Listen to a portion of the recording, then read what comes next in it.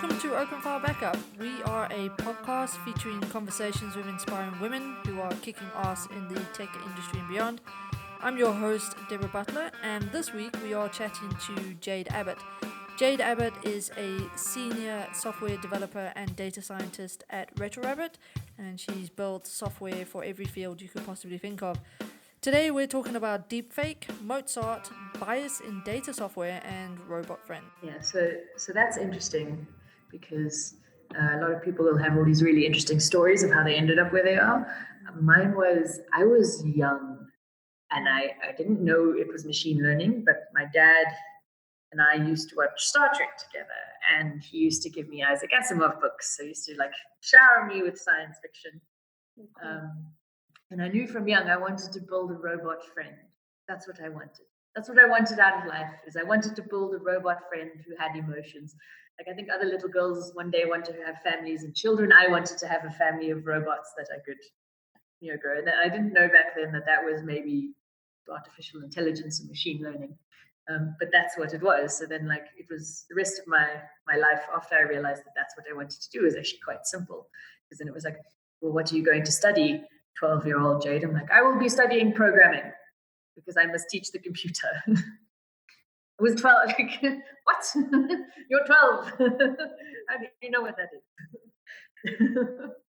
I will study, and my mother used to be a programmer, so that helped. I will study programming.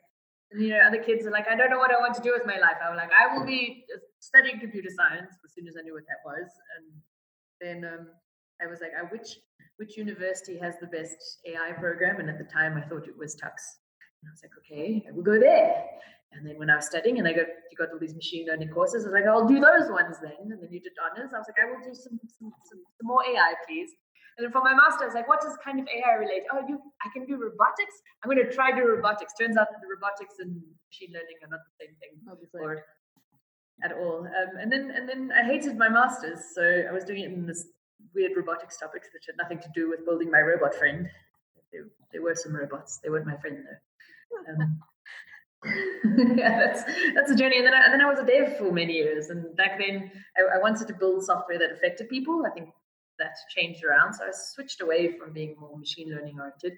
I was just building software, front end, back end, in-app, whatever it was. And I just enjoyed communicating and building tools that helped people do whatever. The reason we like building software because it made some process more efficient or better for someone. And then thankfully along the way, people with money wanted machine learning. And they were wait, we've realized the potential because a McKinsey person wrote it down on this checklist we have to fulfill. And sometimes they don't know what it is and how it can help them, and sometimes they do. And I luckily ended up working with a startup who kind of had a valid use case for why they needed machine learning. And then I got the opportunity to go dive back in. And this was probably 5 years out of university. I got the opportunity to dive back into the world that I knew I loved, and then got into doing machine learning rather than it just being a little pipe dream. This is great picture. I'll send it to you, which says it's AI if it's on a PowerPoint presentation. It's machine learning if it's written in Python. So in actual fact, AI is a big bucket word of which we can shove many things. And right. People like to shove many things. And one of the big buckets under your sub buckets in the big machine AI bucket is machine learning. Right. Machine learning is the idea that based on data we can learn to infer certain things. We can do classification, we can do regression, things like that. Versus types of optimization, which are a little bit more mathematically driven, and they're related and they're interrelated. They're different kind of spheres. So that's an entire field called evolutionary computation, where it says let's try find the best configuration of traffic lights by evolving solutions through evolutionary means. You combine solutions and mutate them. It's really, really interesting. And these are all the different buckets. So there's the bucket machine learning, there's the bucket, and in there's deep learning and whole reinforcement learning, a whole other bunch of types of learning. And then you've also got a couple of weird esoteric buckets, kind of Bayesian techniques, which are trying to estimate uncertainty and all these different things. So all these different buckets under the big thing of AI. And AI, like I said, AI is a very tenuous word because we tend to use it to describe, things that happen in Terminator, as well as the autocorrect on a phone. It just seems very, very far apart. You have to figure out which thing people are talking about when they bring it up. Yeah, there was an interesting thing that came up in the news this week. It's not new. There's a lady in the States called Ocasio-Cortez.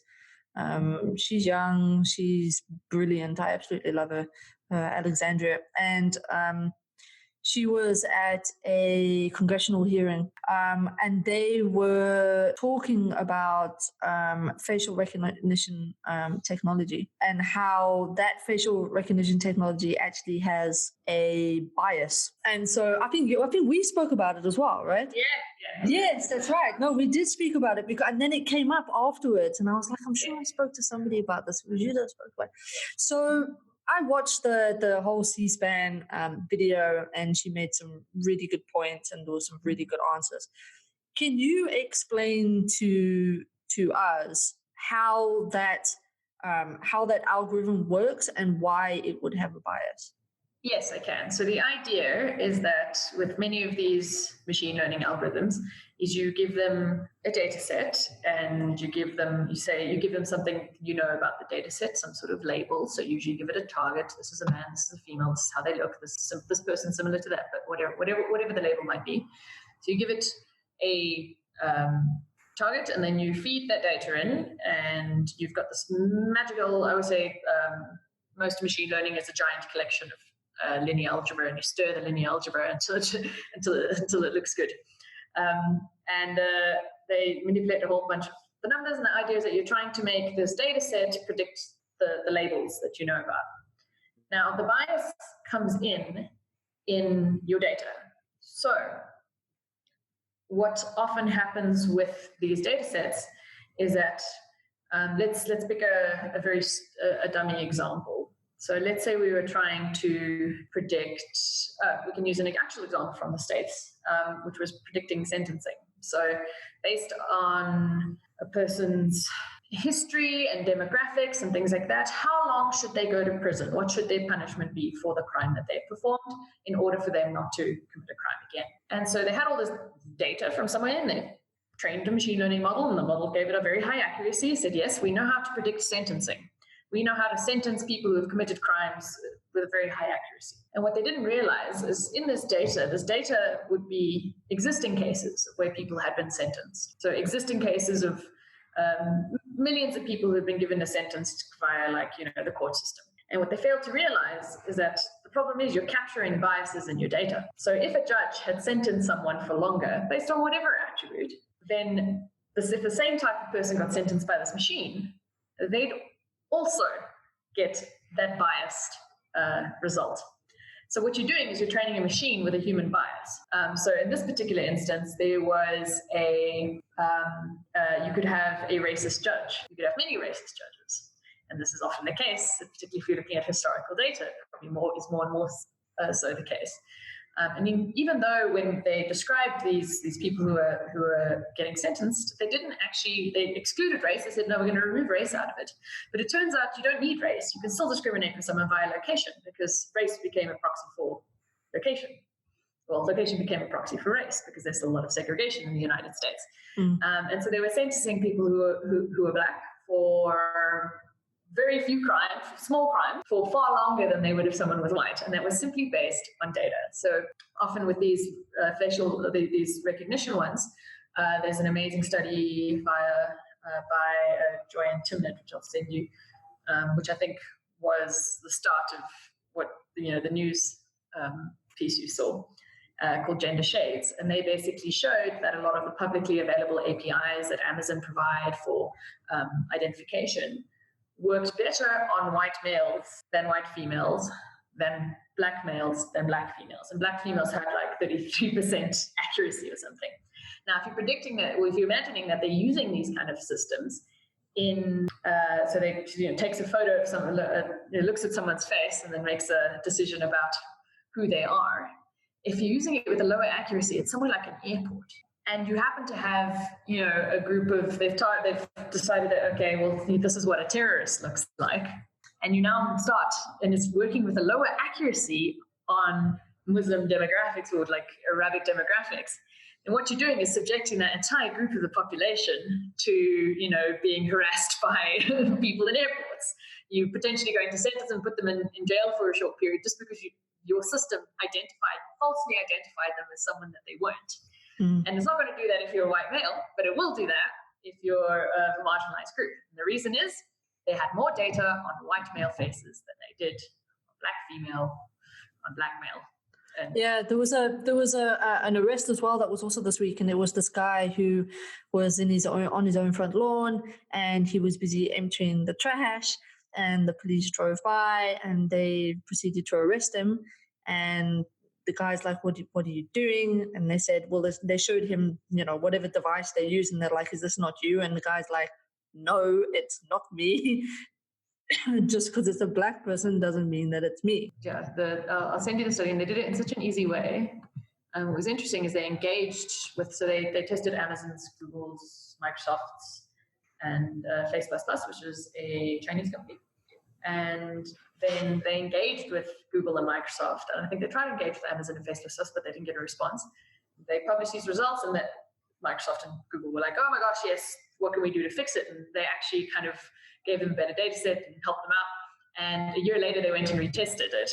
And Microsoft and Google had improved their accuracy on, you know, other demographics. So they'd actually tried. Amazon hadn't, but they denied. They just said that the study was not done properly, and Face++ refused to engage. So it's actually funny. So like, it's kind of a story that says you call people out on their bullshit. Some of them are actually going to fix their stuff. I was watching, when I was researching AI, there was one thing that came up, which was you could program a computer to, you give it a data set of like Beethoven or Vivaldi or something like that.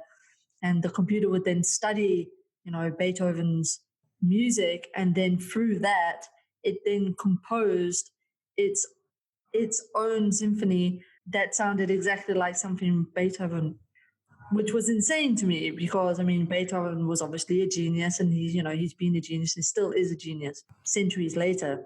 But now we can, you know, put these data sets in, and, you know, computers can now start composing music to the same degree. And there was another thing that I came across as well, which is video and speech. So, you know, they can take a footage of Trump, for instance, and they can learn. I don't know how they do it. You would, you know, obviously spread some light on this, but they can change his speech completely from what it was to something that they want, and you would never know the difference. So to your first bit, which is we have computers that can sort of compose by like Beethoven. That bit's less scary to me. That bit's kind of cool. We can bring these. And what's interesting is that we don't necessarily know, you know, without being experts, what made Beethoven's music so great. But you give it to a machine, and it'll infer what were the characteristics that made Beethoven so great, and try and learn it. And yeah, I find that's quite cool. And then they call it deep fake is the approach, and they've done a very cool one with Salvador Dali where they've reanimated him, and there's similar techniques that are used for changing the voices. So there are two parts. If I'm taking a picture of Trump, first of all, I need to change what his mouth is doing, and then I also need to take what someone else has probably said, different words, and make it sound like him. So that's kind of these style transfer technique. We try and capture the style. We take someone else's voice and we apply this style transformation to it. Learned by a magic machine, and then it actually comes up with it. Yeah, that's quite scary. But to counter that, there's a whole group of people who are dedicated to spotting things like that. So they train models to spot other models. So it's kind of like, you know, in security, in computers, you've got people who build security or make things more secure. Then you have hackers who try to breach it, and then you have people who make it more secure. And there's a whole group of people who study what they call this kind of adversarial machine learning. So it's ways to kind of try break machine learning models and either detect that they are, for instance, fakes, or trick a face recognition. So on the other side, for bad, you can actually trick like a fake recognition software, facial recognition software to someone else, or you can put a sticker on yourself and it'll identify you as a toaster instead of a human being. And for me, it's going to be very interesting how laws are going to have to be written For me, we spoke about Facebook when we spoke last week or the week before. They are forever being, called out on selling data, but yet nothing seems to be moving forward in terms of legislation that should be protecting users. I know the one bit. I mean, there was a big piece of legislation which was passed, at least in Europe, so the GDPR. That's the European one, yeah. Yes, that's European, and that was massive, because if Facebook wanted to function in Europe, they had to put these policies in. If you had any servers there, you had to put your policies in. And if you look at Europe, Facebook, Google, all of them actually do have servers there, so they have to provide that sort of protection. And GDPR is really, really, really comprehensive, and it covers you a lot. And when you look at Facebook, it's often so they've never actually explicitly sold your data per se. It's always, you've opted in for something that you don't actually know what the result was or what they were going to use it for. So they kind of try to shove the blame onto someone else, or they by mistake didn't protect your data. So I think it was a recent one where some passwords are stored in plain text. I can't remember who it was. It was Facebook or Google, Amazon, and they kind of just exposed your data, and that's scary on from a data security side. But I do think there are some changes, but I don't know, it's like with any legislation, it doesn't move fast. And it's because a lot of these issues are quite complicated, because you want to be able to, hey, we'd like there to be progress, but also here are the list of 10 cases that we don't believe we can use it in. So it was a huge win to ban the facial recognition software. It was massive, because that's the first piece I've seen, particularly coming out of the United States, to do something. And I think once one person kind of breaks through, a lot more of them will start coming. But unfortunately, most legislation is responsive. It's not. I want to actually talk about, because I'm on ZA Tech, and I know that you're on ZA Tech. And you made a comment in the Women in Tech channel, because people were asking for speakers, and you said something really, really interesting, and I was like, that's a really good response. Do you want to just talk about that quickly? Just say what it was that you commented. So there's always Whitney, who I think is our common friend, yes, posted asking for speakers to divert, because obviously they'd like to have more female speakers, and a speakers for DevOps Day in Cape Town. And and I saw it and I went, I can do it. I've actually got a talk sort of prepped. There was one that I've done, and I went onto the website and I said I could do it. I mean, I've got a busy year, but it's a talk. I like doing talks, and representation. Like, there aren't many women in DevOps in South Africa, and it would be cool for people to see women in that position, so that people can get inspired or change their mindsets, whatever it might be. And kind of two things came out of it. The one thing is I saw that they really would like to have new novel material for DevOps Day. And I was like, I can't make novel material, because if I've already done 5 talks at 5 other conferences, and now I have to make another one, I'm probably not going to apply to your conference. And then it was like this rock and a hard place where I was like, I want to be there for representation, but now I can't even. I'm not going to have the capacity. I'm going to burn myself out if I try to do something novel. I reached this interesting point where I was like, okay, well, we've got 2 problems. One of the problems is, we have a couple of women who are doing their best to represent and trying to pitch up and be like, cool, and let's change perceptions. But it's not actually changing the pipeline. And then also in that way, you're biasing it slightly against diversity, because if there only are 5 speakers who can do the thing, and you want them to come speak desperately, but you want them to be novel as well, then you're putting a lot of pressure on people who that there are very few of, but you still want them to come speak. So Whitney said that wouldn't be a problem, but I still thought it was like an interesting thing that I think we weren't necessarily speaking about, is that you might end up burning out your diversity people. And I see this in international communities, particularly in machine learning, where you've got the people who are the real fighters for kind of having diversity in machine learning. And I just look at them every day and we're like, you're going to burn out. And when you're gone, everybody falls, right? You're our shining beacon, and you're out there fighting the real fight, standing up where you need to, doing every talk you can, getting everyone on board. And I just worry about you burning out. So what we need to do is try and enable the pipeline of like, hey, there are women who are around. How can we get them into like positions where they can also help represent, and that way we can grow the group.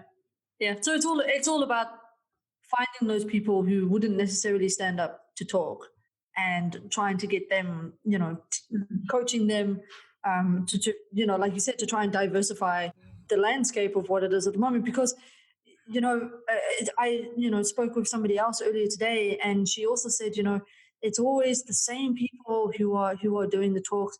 They generally talk about the same thing, to the point where it started to become a little bit of a club, a little bit of a group that's going around. And for one of the reasons I wanted to start this particular podcast was I wanted to talk to those people who wouldn't ordinarily get up and apply to speak at conferences. So it's people that, apart from yourself. So this is a little bit ironic, but people that they don't know who these, they don't know the names, who is this person, that is talking about AI or machine learning or, whatever it happens to be. Yeah, whatever. Yeah. And it's to try and, my main thing is to try and get accurate representation out there so that people can identify with that representation. Yes. And it will inspire them, to get up and do what they are more than capable of doing. So this is also like one of my personal goals as well, is if I see a conference lineup, and back in the day I would see a conference lineup and I would be like, okay, I've seen everyone there, or male or like whatever. I'll be like, okay, I'll submit. And I've switched it so that now if I see a conference and I look at the lineup and I go, this isn't representative, I'm building up lists of people to send them.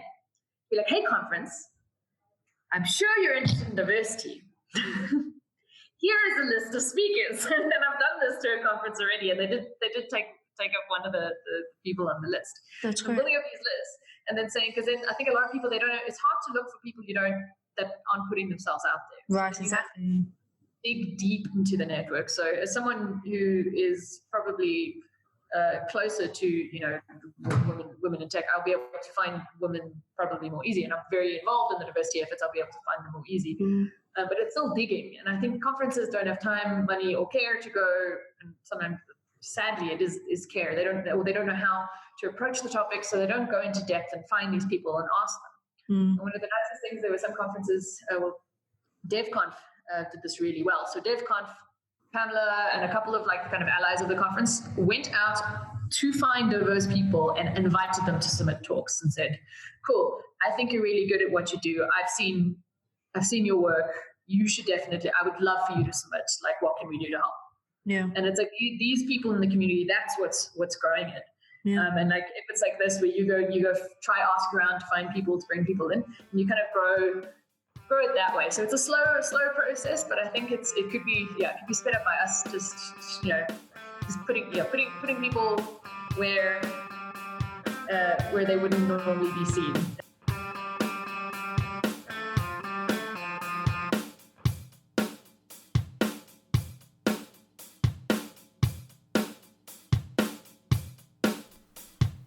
You've been listening to Open File Backup with me, Deb.